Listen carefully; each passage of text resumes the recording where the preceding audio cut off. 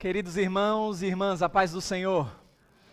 Deus abençoe grandemente a você que se faz presente aqui, cultuando a Deus de forma presencial, para ser bem redundante e reforçar, mas você também que está nos acompanhando de casa, onde quer que você esteja, através do online. Nós estamos observando que aí no seu lar o brilho está muito forte, alguma configuração na atualização do aplicativo, mas vai melhorar.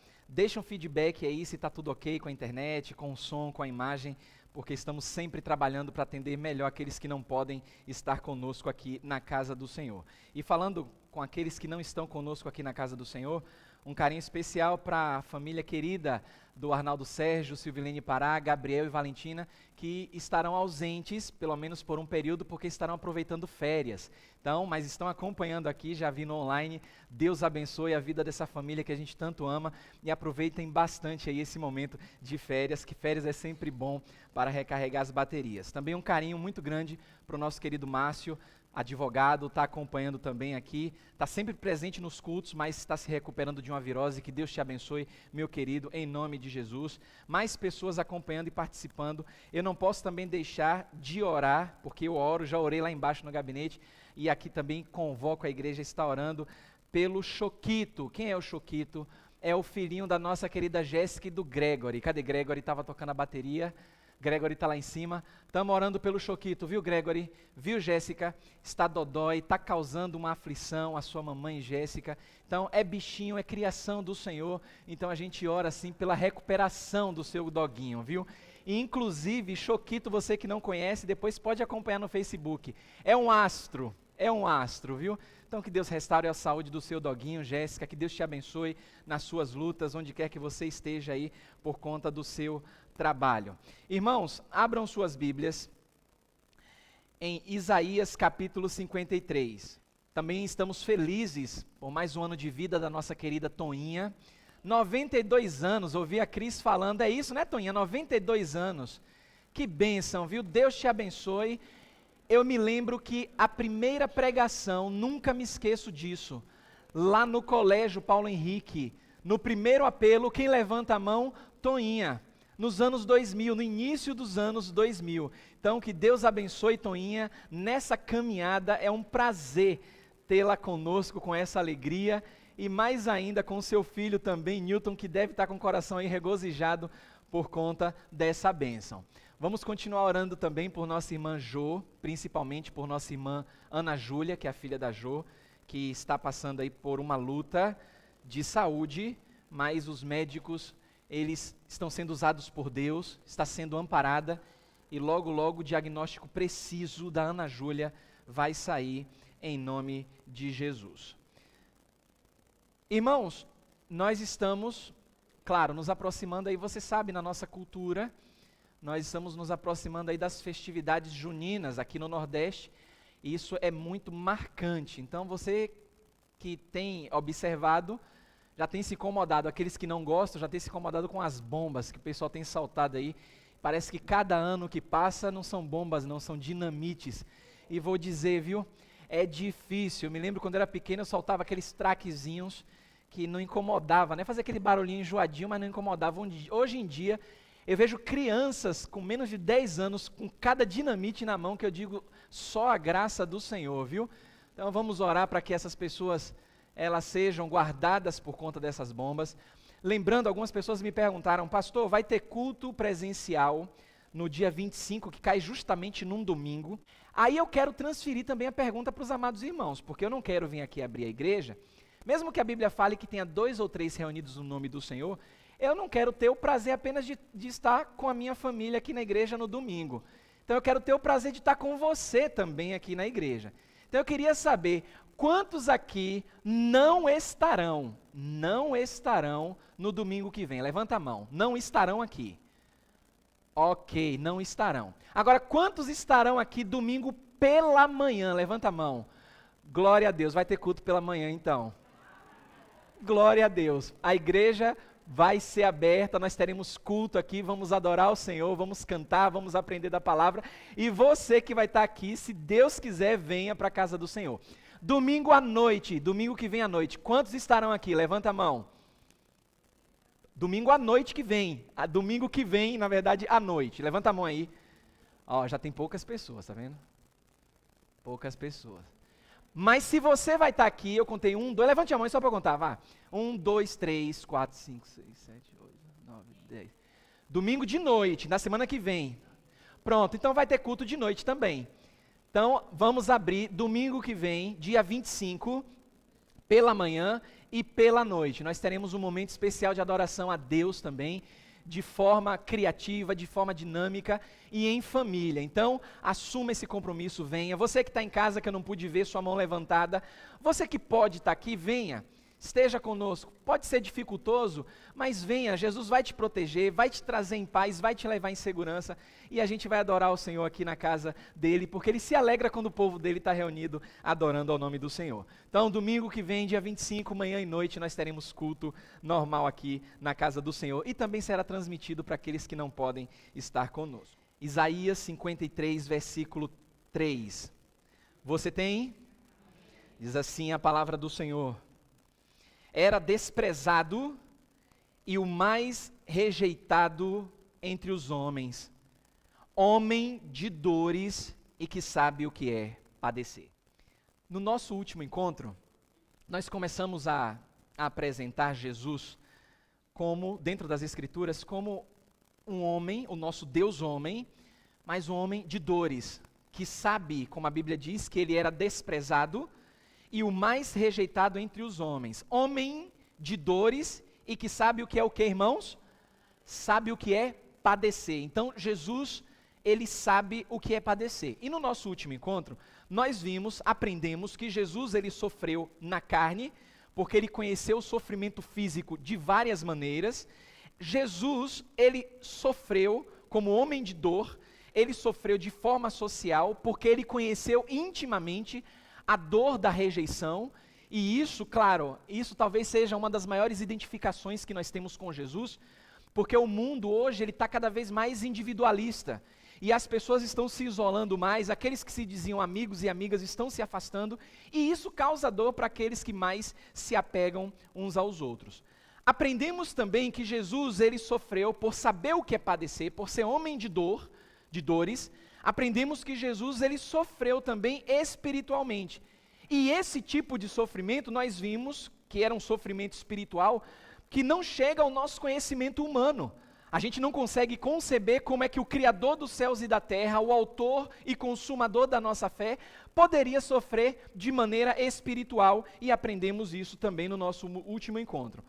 O mais importante não é olhar para Jesus e saber que Ele pode nos dar muitas coisas, atender a uma necessidade urgente e até clamar por isso, mas o mais importante, como nós estamos aprendendo ao longo desse ano todo de 2023, que nós precisamos, no nosso tema anual, amá-lo, temê-lo, obedecê-lo, servi-lo. Jesus é tudo o que eu preciso, não é por conta daquilo que Ele pode nos dar somente, mas olhar de uma forma tão profunda para Jesus, que venhamos aprender dEle, entender que Ele é tudo o que a gente precisa por conta de tudo que Ele fez. E olhando para as Escrituras, nós podemos fazer também. Suportar o que Jesus suportou, padecer o que Jesus padeceu, seguir os passos de Jesus. Então, na nossa mente, a gente precisa olhar para as Escrituras e entender como é que damos essa resposta ao sofrimento, olhando para Jesus. Como foi que Jesus, ele respondeu ao sofrimento? Porque, irmãos, os dias são maus continuamente. A cada dia é sofrimento atrás de sofrimento, é luta atrás de luta. Eu vi essa semana a reportagem aí sobre o país que está em guerra. Você sabe, 2 países estão em guerra, tem apoio de alguns dos lados. Muita gente inocente sofrendo por conta de mísseis que são lançados, de drones terroristas por conta da alta tecnologia, crianças perdendo a vida. Vários lugares do mundo a fome aumentando, a gente vê, a gente comemora o nosso país, ele bate recordes e mais recordes por conta da nossa safra, do nosso agro, mas a gente sabe que tem muita gente na nossa nação sofrendo por causa da fome.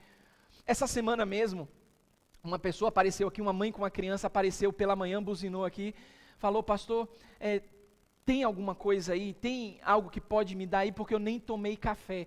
Se você olhasse, a mãe estava respondendo com um sorriso no rosto, mas a filha estava com dor de fome, no semblante. Dor de fome. Ela não falou isso não, mas você via, você conseguia ver. Era dor de fome, irmãos.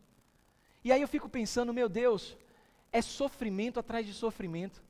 Mas quando a gente olha para a palavra do Senhor, e algumas pessoas ainda se aproveitam disso, trazem a palavra do Senhor com uma manipulação, dizendo que olha, é só vitória na sua vida, é só vitória, você vai vencer, mas não apresentam Jesus como a Bíblia revela de fato, um homem de dores, que sabe o que é padecer, que nos ensina a entender o sofrimento, como lidar com o sofrimento, que vai muito além daquilo que a gente come e bebe, daquilo que a gente veste, mas olhar para Jesus e responder ao sofrimento como ele respondeu, porque, irmãos, todos nós temos sofrimentos nas nossas vidas, em cada área das nossas vidas.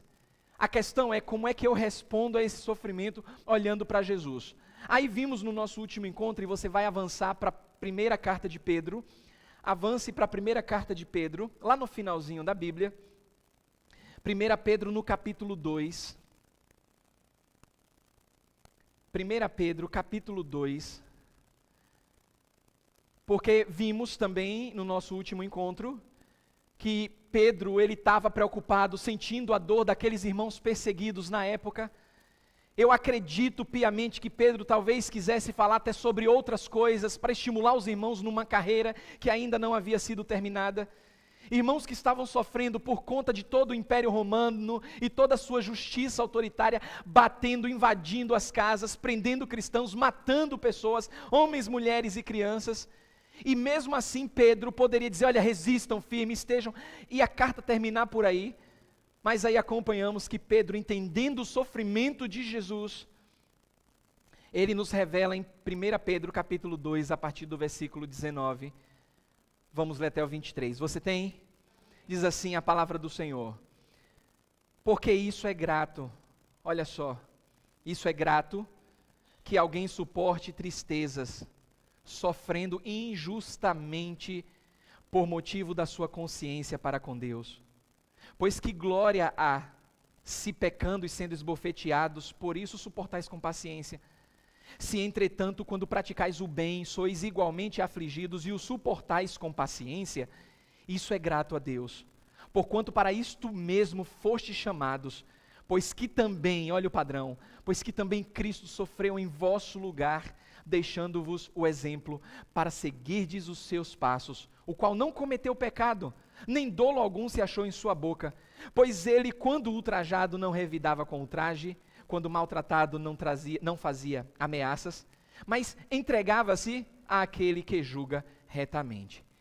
Irmãos, Jesus, ele sofreu, é fato, a vida dele foi caracterizada por todo esse sofrimento.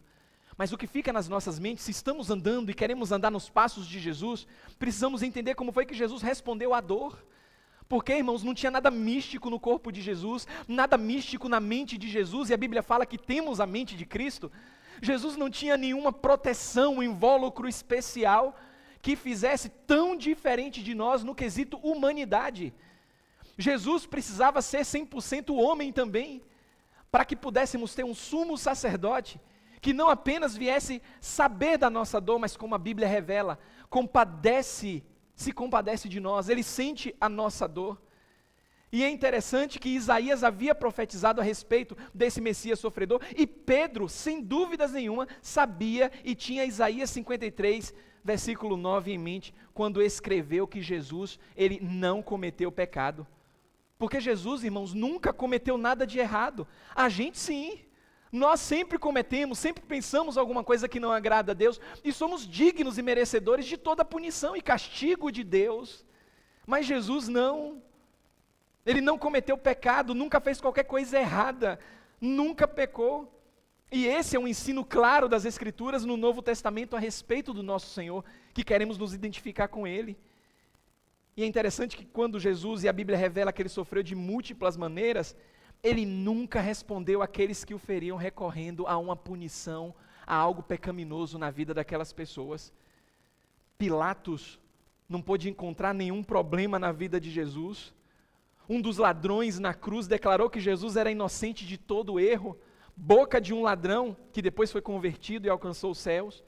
E Pedro, o apóstolo, ele passou muito tempo com Jesus. Ele viu Jesus em várias situações, ele pôde acompanhar de fato tudo aquilo que Jesus vivenciou. e poderia afirmar, como ele decretou aqui, como palavra de Deus, sem pecado. Jesus nunca revidou fogo com fogo, apesar que nas Escrituras no passado, na forma que Deus tratava o povo no passado, era olho por olho e dente por dente. Mesmo que não tenha merecido, irmãos, nenhum sofrimento, Jesus nunca revidou ao sofrimento com pecado. Nunca determinou nada com relação a tudo que ele estava enfrentando. E quando eu olho para a palavra de Deus, continuando a citação de Isaías 53, versículo 9, Pedro observou que nem dolo, olha que interessante, nem dolo algum se achou onde? Na sua boca. Porque todos nós podemos concordar com a afirmação do irmão de Jesus, que disse lá em Tiago no capítulo 3, porque todos nós tropeçamos em muitas coisas. Se alguém não tropeça no falar, Tiago diz assim, ó, é perfeito o varão, capaz de refrear também todo o corpo. E aí eu olho para Cristo, eu olho para todo o testemunho na pessoa do nosso Senhor, mesmo quando ele sofria de maneira severa, nunca procurou se proteger ou tentar aliviar a sua dor. E fazemos muito isso. Nós nos colocamos muitas vezes numa posição de meros pobres coitados. Senhor, onde foi que eu errei para sofrer tanto? Senhor, o que foi que eu fiz para merecer tudo isso? Essas são as nossas indagações, quando deveríamos olhar para aquele que suportou, mas respondeu ao sofrimento de maneira agradável a Deus. Volte aí em Pedro, no capítulo 2, versículo 23, porque Pedro ele reforça o seguinte, 1 Pedro 2, 23, a Bíblia diz assim, 1 Pedro 2, versículo 23, pois ele, Jesus, quando ultrajado, o que era que acontecia, irmãos? Não revidava com ultraje. É importante acrescentar isso aí, porque senão fica na nossa cabeça assim, ó, Jesus ele foi ultrajado e não revidava. Ele revidava. Em vários momentos Jesus revidava, mas não com ultraje. Ele revidava com amor. Jesus revidava com o ensino. Pense sobre os insultos que Jesus ele recebia sobre si durante essa missão que ele teve aqui na terra. Ele era chamado de muitos palavrões terríveis para a época. Hoje não faz muito sentido, mas se você pensar no século 21, claro que é meio irrisório ou surreal imaginar um palavrão. Aí você vai pecar em pensamento, mas você pede perdão a Deus, porque você convive com uma sociedade que tem a boca suja. Então, pense aí num palavrão que você até já sofreu um palavrão, uma injúria por meio de um palavrão tão corriqueiro. Isso causa vergonha, tristeza aos nossos corações. Agora imagine os palavrões da época, as comparações que Jesus teve na época e que ele suportou e não revidou com ultraje. Por exemplo, Jesus era chamado de samaritano. Aí você diz assim, é samaritano, mas era uma ofensa muito grande para o judeu naquela época. Ser comparado aos samaritanos, que nem se batiam, não se davam, os judeus não se davam com os samaritanos. Jesus era chamado de glutão. Aí você pensa assim, poxa, mas glutão, Jesus era chamado de glutão, porque estava no meio de pessoas que comiam muito. Jesus foi chamado de beberrão, participava das festas, tinha uma vida normal, e foi apontado o dedo para ele como seu beberrão, sem nunca ter feito nada disso. Jesus foi chamado de blasfemador. Para que pior que ser chamado de possesso ou comparado a alguém possesso de demônios? Enganador de pessoas, amigo dos pecadores, tudo isso ofensas para a época. A gente pode imaginar Pedro, que estava com Jesus, ouvindo todos esses insultos, vindo da parte dos líderes religiosos da época, quando esteve diante daqueles que detinham poder religioso e autoridade nas mãos. Fique com o dedo em Pedro e vá para Marcos no capítulo 15.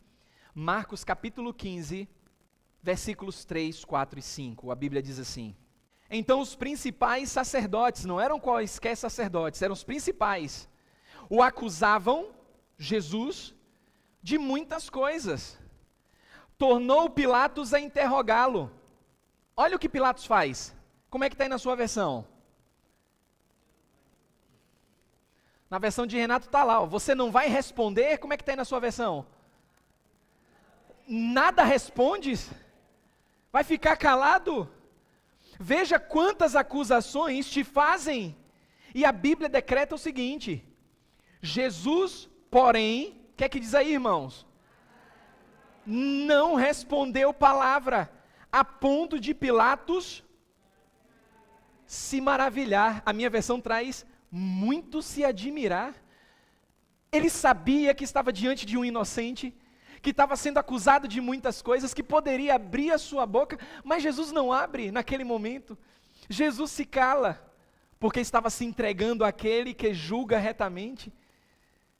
E dói o coração lembrar quando Jesus estava pregado na cruz, aquelas mesmas pessoas corruptas continuaram a sua agressão, só que dessa vez, irmãos, junto com a multidão, que por curiosidade estava observando Jesus naquele momento de agonia, de dor, de sofrimento, na pior morte que o ser humano poderia enfrentar para a época. Ainda em Marcos, no capítulo 15, olha os versículos 29 até o 32. Os que iam passando blasfemavam dele, meneando a cabeça e dizendo: ah, tu que destróis o santuário, e em 3 dias o reedificas. Eu estou lendo dessa forma, irmãos, porque na minha versão tem, para cada sentença aí, uma exclamação. E essa exclamação aqui, ela me dá uma ideia de força, de expressão. A minha versão, ela traz assim, ó: os que iam passando blasfemavam dele, menando a cabeça, dizendo: ah, tu que destróis o santuário, e em 3 dias o reedificas, salva-te a ti mesmo, descendo da cruz. De igual modo, a Bíblia fala, os principais sacerdotes com os escribas, escarnecendo entre si, diziam: salvou os outros, a si mesmo não pode se salvar? Desça agora da cruz o Cristo, o Rei de Israel, para que vejamos e creiamos. Também os que com ele foram crucificados, olha o que a Bíblia diz, o insultavam. Imagine, irmãos, como é que você se sentiria se as pessoas aumentassem a sua dor, lançando ainda mais insultos sobre você. Eu não vou nem colocar a palavrinha insulto, mas eu sei de relatos, e talvez você também já passou por isso, num momento de dor, sem uma palavra de força e encorajamento, você simplesmente recebeu menosprezo por conta da sua dor. O que é muito pior, menosprezar a dor do outro. Se comparar e dizer assim, ó, não, porque eu no lugar de fulano, eu tiraria de letra isso. Olha como fulano tá. Não é possível, levanta a cabeça. Isso é menosprezar a dor que cada um pode sentir. Pedro acrescenta o seguinte, volte lá, 1 Pedro capítulo 2, no versículo 23. Estamos aprendendo como foi que Jesus, ele respondeu à dor e como nós podemos fazer seguindo seus passos. 1 Pedro capítulo 2, versículo 23. Olha o que Pedro acrescenta. Quando Jesus foi maltratado, o que é que diz aí na sua Bíblia? Não injuriava, não fazia ameaças quando era maltratado. Nenhum desses sofrimentos que Jesus passou foi merecido. Nenhum deles.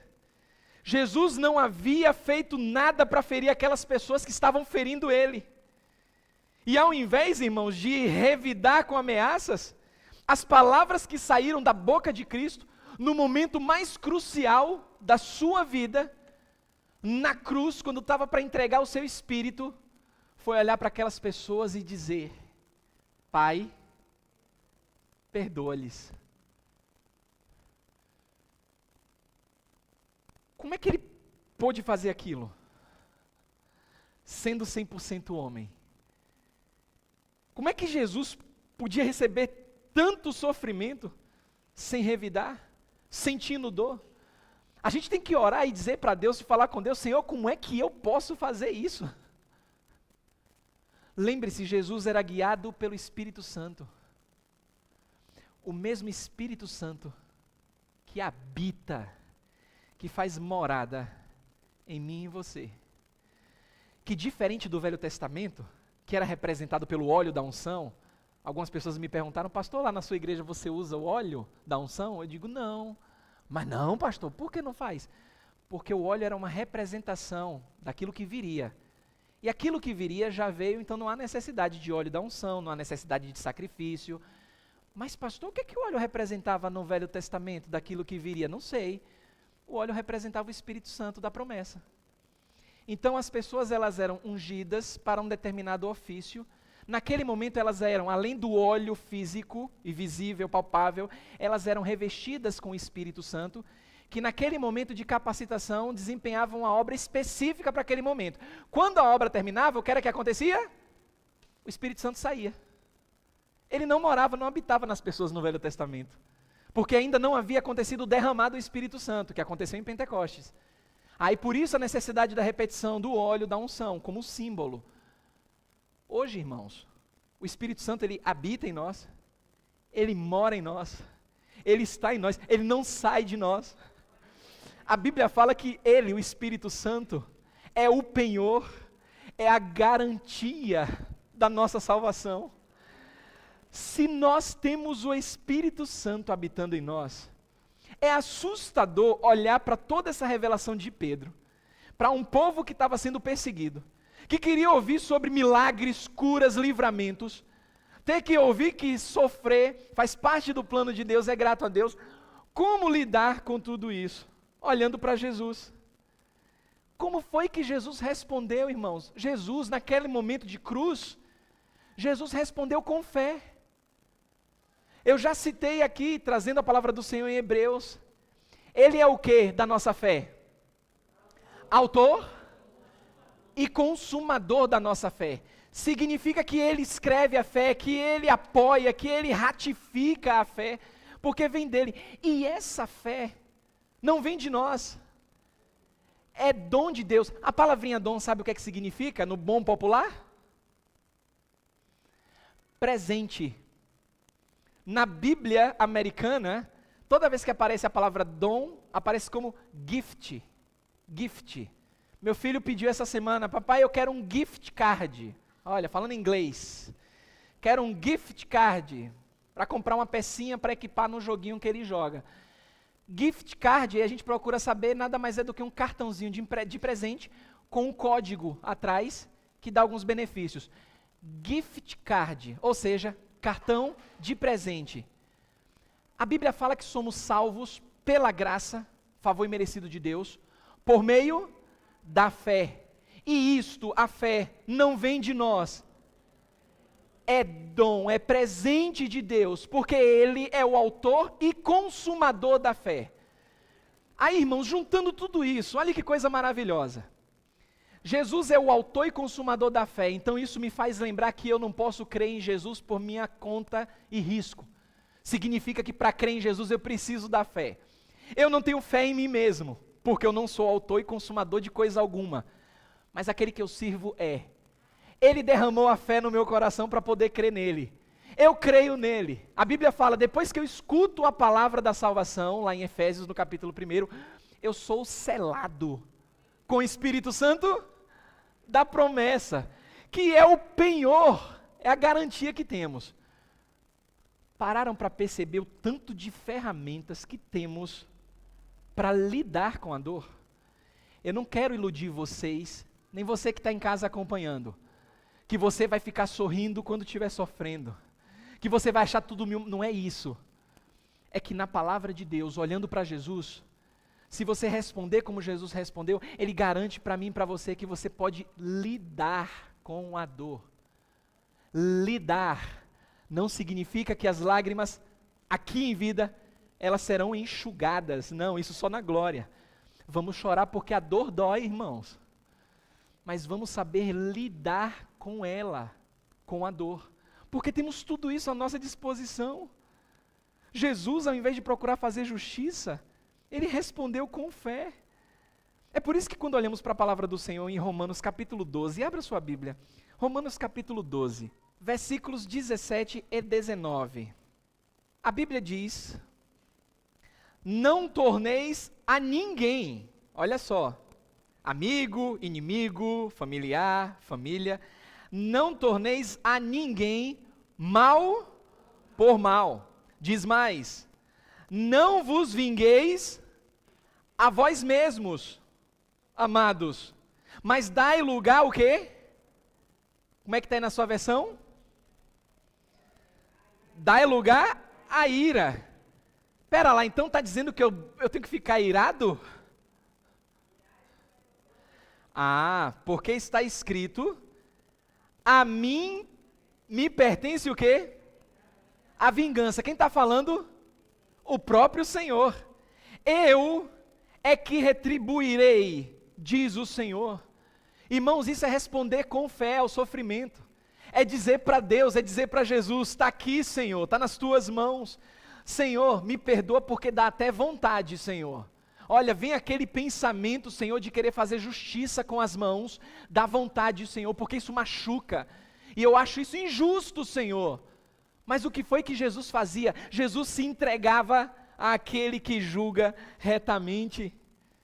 Irmãos, nós também sabemos o que é padecer, só que num grau muito diferente de Jesus. Porque o sofrimento, ele é uma triste realidade nesse mundo caído.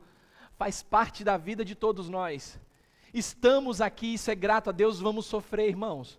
Temos que nos lembrar disso todos os dias, porque quando o sofrimento bater a porta, se ainda não bateu na sua vida, você vai lembrar que você foi chamado para isso. Não porque o pastor Marcelo falou, mas porque você leu na palavra de Deus e ele falou contigo. E ele disse, ele revelou. Para que pensamentos do tipo, Senhor, não mereço isso. Senhor, por que tudo isso está acontecendo? Muitos dos nossos sofrimentos são resultados das nossas próprias escolhas pecaminosas, irmãos. Muitos deles, outros não, isso é fato. Mas em tudo isso, podemos dar graças ao Senhor. Porque há momentos que vamos enfrentar sofrimentos também que a gente não pediu. E isso machuca mais ainda. Porque aí a gente pensa logo, isso não é justo. A gente às vezes vai experimentar sofrimento físico. Não pedimos isso. Inclusive, nosso irmão Gildazinho que está acompanhando aqui, eu falei com Celinha que ia mandar um abraço para ele, ela disse que ele está acompanhando. Melhoras, Gil, recuperação para você, viu? Gildazinho continua aprontando, irmãos. É mole. Já está aposentado, disse que agora vai aproveitar, mas não imaginava que ia aproveitar tanto pulando o muro. Eu falo pular muro literalmente, viu? Pular muro, para depois não interpretar errado. Pular, atravessar o muro, pegar coisa do outro lado. Gildazinho não para. E aí foi aventurar aí de pular o muro, deu um travamento na coluna, ficou entrevado, gemendo de dor, imagine. Melhoras para você, viu, Gil? Mas Gildazinho não pediu por isso, ou pediu por isso. Agora eu vou ficar com as minhas dúvidas. Mas, por exemplo, irmãos, uma doença, a gente não pede. A gente tem orado aqui, continuamos orando pela nossa irmã Jô, pela Julinha. A Julinha, na semana passada, não pediu pelo que ela está passando, e os médicos estão tentando descobrir o que é que está acontecendo. E vamos passar por momentos de sofrimento assim que a gente não pediu. Relacionamentos que simplesmente eles evaporam, as pessoas não sabem, sempre um lado não sabe por quê. Nós lidamos com pecadores o tempo todo. Como é que nós devemos responder ao sofrimento? Como é que podemos nos sustentar em meio à dor e ao sofrimento? Volte lá para 1 Pedro capítulo 2, versículo 21. Porque a resposta, ela vem das palavras de Pedro, que é testemunha do Senhor, e temos aqui como palavra do Senhor. 1 Pedro capítulo 2, versículo 21.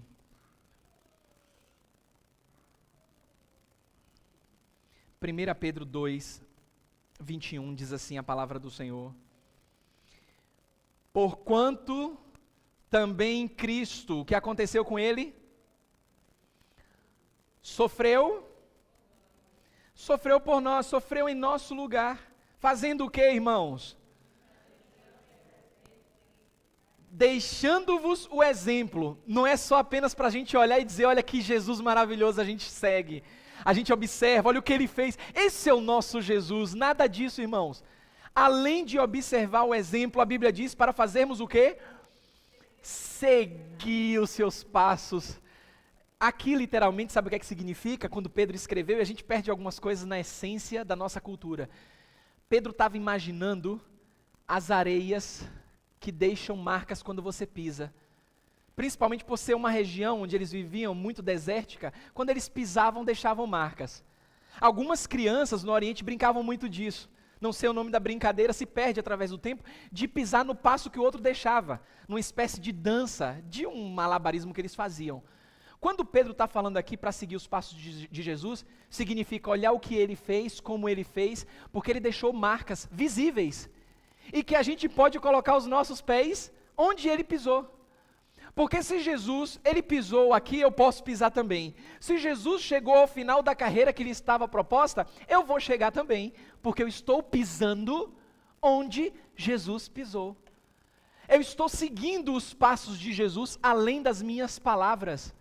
Eu estou exatamente pisando onde Jesus pisou. O apóstolo Pedro, ele foi guiado pelo Espírito Santo a usar essa palavra como modelo. Diferente do cristianismo popular que vivemos hoje, os cristãos não são chamados a viverem livre da dor. Pare de sofrer, determine, nada disso.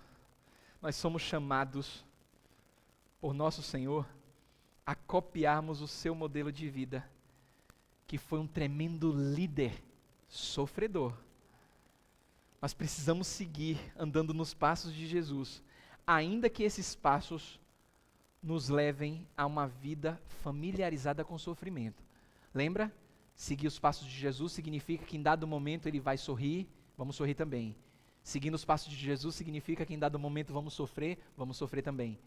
Vamos sofrer muito também, porque a Bíblia diz que para isso nós fomos chamados. Como é que seremos capazes de permanecer firmes em uma vida marcada por sofrimento, irmãos?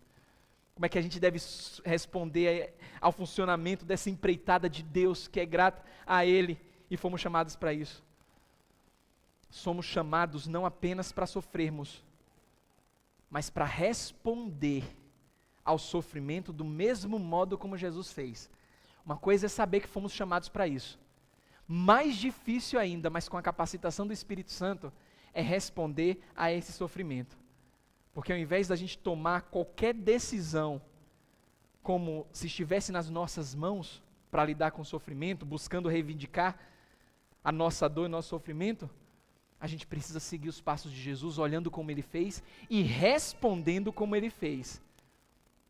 Para terminar, abra sua Bíblia em 1 Pedro 4. 1 Pedro 4, a partir do versículo 12. Amados, isso aqui é tão carinhoso, irmãos, é Pedro sendo usado por Deus para falar com o povo de Deus. Não é para falar com qualquer um, é para falar com irmãos, com aqueles que fazem parte da família. Amados, não estranheis o fogo ardente que surge no meio de vós, destinado a provar-vos, como se alguma coisa extraordinária vos estivesse acontecendo. Pelo contrário, olha que coisa, alegrai-vos na medida em que sois o quê? Coparticipantes do sofrimento de Cristo. É dizer assim, ó, meu Senhor sofreu, eu estou sofrendo, então eu estou participando com Ele das mesmas coisas. E diz mais, para que também, olha que coisa, para que também na revelação da sua glória, aconteça o que com a gente? Vos alegreis exultando. Sabe o que é isso aqui, literalmente? É uma alegria de sorriso, mas uma alegria que faz palpitar o coração, que faz pular, que faz vibrar, que faz coisas assim extraordinárias. É se alegrar exultando. Se pelo nome de Cristo, irmãos, se pelo nome de Cristo sois injuriados, bem-aventurados sois, porque sobre vós repousa, olha que coisa tremenda, o Espírito da glória de Deus. Por isso também os que sofrem, isso é forte demais, os que sofrem segundo a vontade do seu vizinho, segundo a vontade do seu chefe, segundo a vontade dos nossos governantes? Não, irmãos. Por isso também os que sofrem segundo a vontade de quem? Como é que está aí na sua Bíblia, versículo 19? Segundo a vontade de Deus, encomendem a sua alma ao fiel Criador na prática do bem, fazendo o bem. A Bíblia é um manual prático da nossa conduta, da nossa fé. A gente só precisa olhar para Deus, confiar, dia após dia. Você não vai sair por aquela porta amadurecido ao extremo com qualquer sofrimento, não vai. Não vou te iludir, você que está em casa, depois dessa pregação, você não vai. É um passo de cada vez, seguindo os passos de Jesus. Estamos nessa caminhada, irmãos, para poder amá-lo, temê-lo, obedecê-lo, servi-lo e declarar que Jesus é o quê? Jesus é tudo o que a gente precisa. Pai santo e querido, obrigado, Senhor. Nós te amamos tanto, Pai. Tanto porque a Tua palavra, Senhor, ela nos encoraja de uma forma surreal, meu Deus. É tão maravilhoso isso, porque é poder de Deus. Nos faz seguir em frente, focados no Senhor. O mundo tem a sua parcela de distrações. Claro que tem coisas que a gente precisa fazer enquanto estivermos no mundo, porque estamos no mundo, mesmo não sendo do mundo. Mas que bom que nós temos, Senhor, momentos para poder falar contigo, adorar o Teu santo nome, aprender da Tua palavra e reconhecer que só o Senhor é Deus e que não temos um Deus que não possa se identificar conosco, se compadecendo de nós. Senhor, é verdade que muitas pessoas seguem a deuses que estão nos seus tronos, que nem existem, que estão lá quietinhos, apenas impondo os seus desejos, mas o nosso Deus é o Rei dos Reis, é o Senhor dos Senhores, que se fez carne, habitou entre nós e nos mostrou que é possível, em meio ao mundo caído, seguir os passos maravilhosos dessa obra triunfante conquistada na cruz do Calvário. Nós te amamos, Senhor, te amamos porque temos a bênção do Espírito Santo habitando em nós, que nos capacita a seguirmos em frente, Senhor, nessa caminhada. Nós oramos, Senhor, agradecidos no Teu maravilhoso nome, que é o nome de Jesus. Amém e amém.